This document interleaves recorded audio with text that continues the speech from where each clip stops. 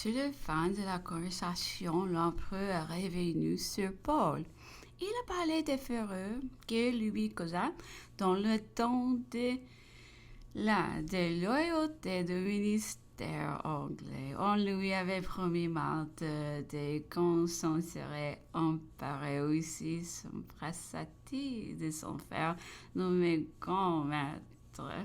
Malte rendu, le ministre anglais n'ignorant le lui avoir promis, on assure qu'à la lecture de ce honteux mensonge, Paul se montra ainsi indigné.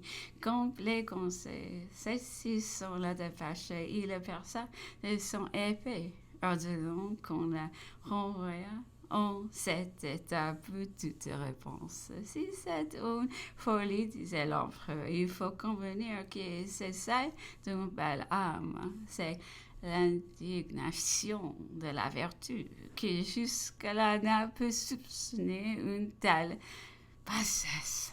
Dans le même temps, les ministres anglais traitant avec nous de l'échange des prisonniers refusés ont dû comprendre sur la même échelle les prisonniers russes faits en Hollande au propre service et puis la seule cause des Anglais. Je vais deviner, disait l'empereur, la trompe de caractère de Paul. Je saisis l'occasion aux cheveux, je fis réunir ces Russes, je les habillai et les lui renvoyai pour rien. Dès lors, ce que généreux fut tout à moi, et comme je n'avais aucun intérêt opposé à la Russie, que je n'aurais jamais parlé, que justice et procédé nous toutes, que je nous disposais de sortir du cabinet de Saint-Pétersbourg. Nos ennemis sentiront le danger et l'on a voulu que cette bienveillance de Paul lui était funeste. Cela pourrait bien être car il est des cabinets qui rien n'est sacré. NB. On vient de lire ci-dessus que l'empereur s'est plaigné que le prince de Pontecorvo, Bernadotte, était à peine en Suède, qui avait eu une son défi et à la combattre. Voici une lettre du moment tout à fait l'appui de cette assertion. Renfermant d'ailleurs ou exposé précieux du système continental, aux Tuileries le 8 août 1811. Monsieur le Prince royal de Suède, votre correspondance particulière m'est parvenue. J'ai apprécié comme la preuve des sentiments d'amitié que vous me portez et comme une marque de la loyauté de votre caractère, les communications que vous me faites. Aucune raison politique ne m'empêche de vous répondre. Vous appréciez sans doute le motif de mon décret du 21 novembre 1806 et ne prescrit point de loi à l'Europe. Il trace seulement la marche à suivre pour arriver au même but. Les traités que j'ai signés font le reste. Les droits des blocs que s'est arrogé l'Angleterre nuit au commerce de la Suède est aussi contraire à l'honneur de son pavillon et à sa puissance maritime qu'il nuit au commerce de l'Empire français et à la dignité de sa puissance.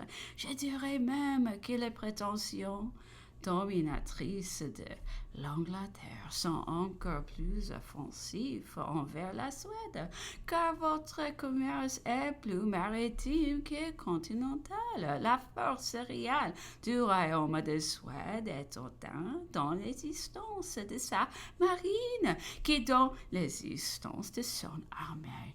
Le développement des forces de la France est tout continental. J'ai sucrié dans mes états un commerce intérieur qui porte la vie et l'argent des extrémités de l'Empire au centre et du centre aux extrémités, par l'impulsion donnée aux industries agricoles et manufacturières, par la rigoureuse prohibition des produits étrangers.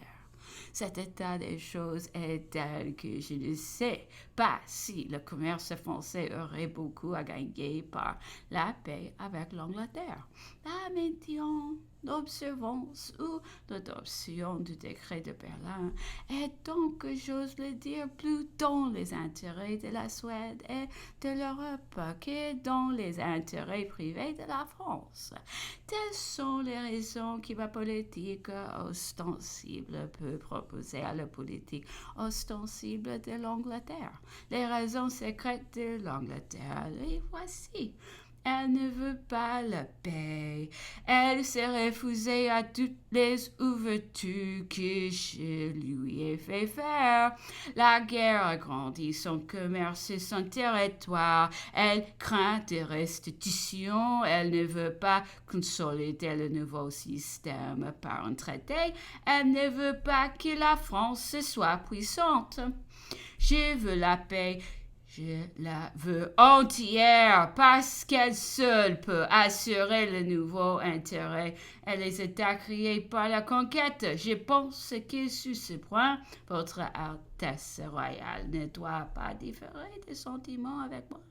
J'ai beaucoup de vaisseaux, je n'ai point de marins, je n'ai pu lutter avec l'Angleterre pour l'obliger de faire la paix. Il n'y a que le système continental qui puisse réussir. Je ne prouve à cela aucun obstacle de la part de la Russie et de la Prusse. Leur commerce n'a qu'à gagner au régime prohibitif.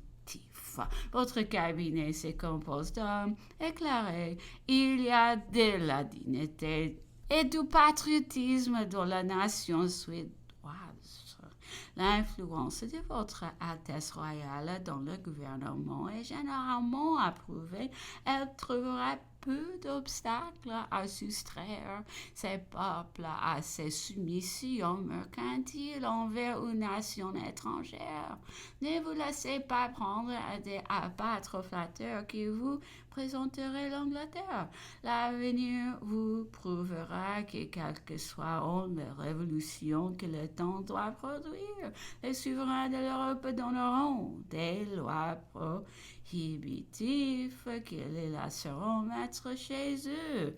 L'article 3 du traité du 24 février 1802 corrige les stipulations incomplètes du traité de Fredriksham. Il faut qu'il soit rigoureusement suivi pour tout ce qui regarde les denrées coloniales.